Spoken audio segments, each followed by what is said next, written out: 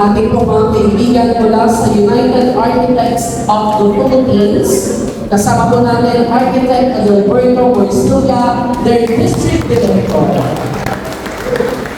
Former District Director Architect Danny Ho. Former Area V Vice President Architect Mark Louis Solis. Architect Vanessa Lagman Ledesma. Architect Dennis Atentido. Architect Kenneth Chua. Architect Jeff Dasuko. Mr. Jerry Valendes. And Architect Maria De Leon.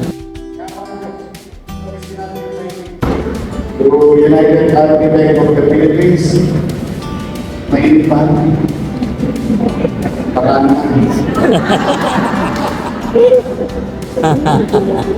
few days ago, I signed it into law that this building is the home of Manila City Library.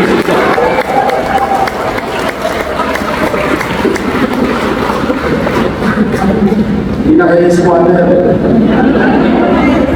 For our visitors,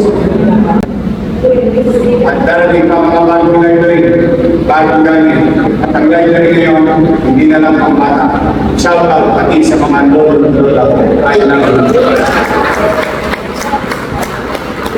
We have implemented that rule during my first term. Pag nagputi kayo, lilingulin kayo ng inyong pamahalang lungsod ng kailangan.